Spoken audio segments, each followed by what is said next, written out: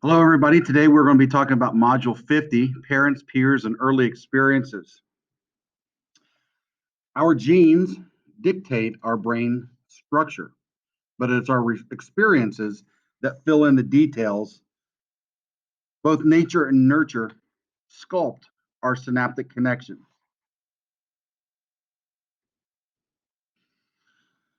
During puberty, we lose a massive amount of unexplored synapses. So, what happens?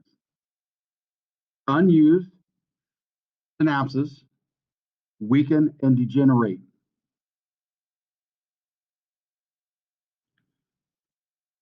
So here are some slides that look at animal research and impoverished rat brain cell. The rats living in enriched environments stimulated the brain, developed heavier and thicker brain cortexes. Rats' brains weights increase 7 to 10%.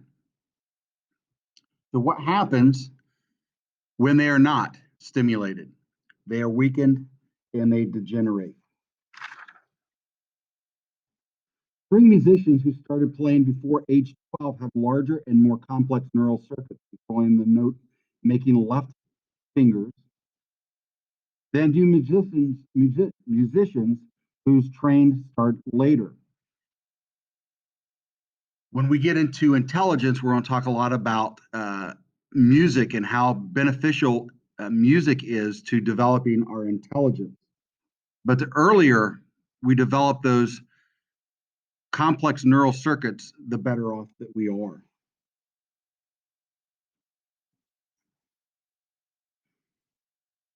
Can touch and stimulation increase our cognitive development? Most definitely. Infants who are handled, caressed, as we talked about with the Harlow experiment, develop faster neurological and gain weight more rapidly. They found preemies who had skin to skin contact with their mothers sleep better, experience less stress, and have better cognitive development 10 years later. And as we talked about infant development, and we talked about these specific issues that the Harlow experiment demonstrated, we are now seeing the benefits of all that nurturing. So, what is plasticity? Do you remember the story of the little girl had a hemispherectomy and her brain was able to change and reorganize? That's what plasticity is.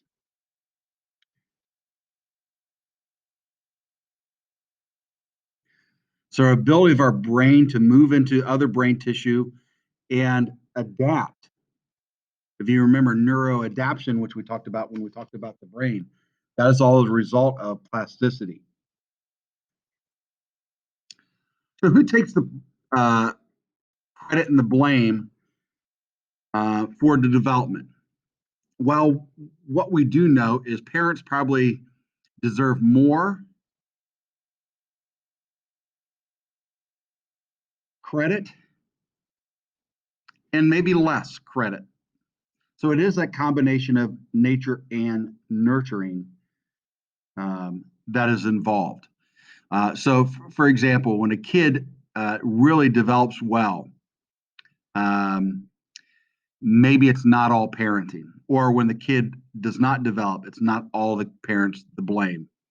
Okay, it's a little bit of the nature and nurture combination. So as we take a look at some of the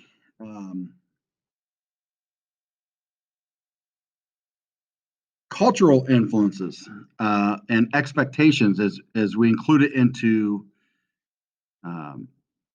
development. Asian Americans and European Americans often differ in their parenting expectations. Where Asian Americans typically push their children to do well, it really doesn't strain the relationship.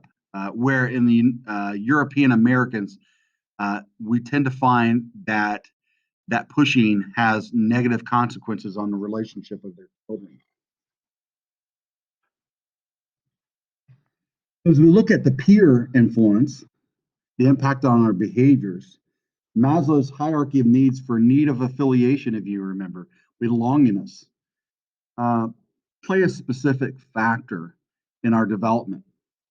Preschoolers who disdain certain food often will eat food it put on the table with the group of children who like it. Um, Children who hear English spoken in one accent at home and another in the neighborhood and at school will likely adopt the accent of their peers. So, what kind of influences do we see that stick with you that are attributed to your parents? And think about those characteristics or development that may be attributed to the influence of your peers. We do know that teens who start smoking typically have friends who model smoking. So it's when you hang around with your friends and they do what they do, that has a significant influence on what you are going to do. Like I said, with the phrase that I always like, when you sleep with dogs, you get fleas. Um, that is the influence. So, what is peer power? Um, we are very responsive to the influence of our peers. Um, this is a controversial topic as we look at the influence of how much our friends play a role in influencing what we do. And how much do we hang to the anchoring heuristics, if you remember that term, to put off our friends' influences that go against what we believe to be true? Uh, we typically refer to that as peer pressure. Uh, so think about how you're being pressured. What kind of things that you see your friends doing, they're encouraging you to do. True friends help you be your best self. And if somebody is doing something that's going against you being your best self, can you really consider them to be a friend? Um, I'll get off my soapbox there, but that's just something I thought of. So, how can parents influence peer relationship? This is really interesting. Is the ability to influence the culture that shapes your group? Do they allow you just free reign to hang out with whomever you want, or do they make sure they get to know your your friends? Um, and for those who are dating, how many of your parents or the parents of who you're dating require you to meet them before and talk with them before you go out on a date for the first time? Maybe that's old school, but it's very important when it comes to the influence of who you're hanging around with.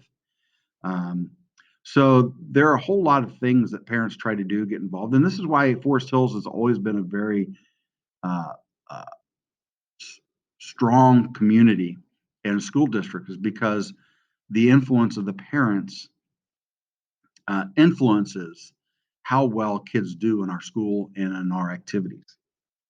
All right, we'll see you tomorrow. I got a really interesting discussion we're going to talk about the 5 most influential institutions on children across a uh, longitudinal study. So we'll talk about that tomorrow. Don't forget to um, prepare for your 4th vocab quiz, which will be tomorrow as well. We'll see you tomorrow.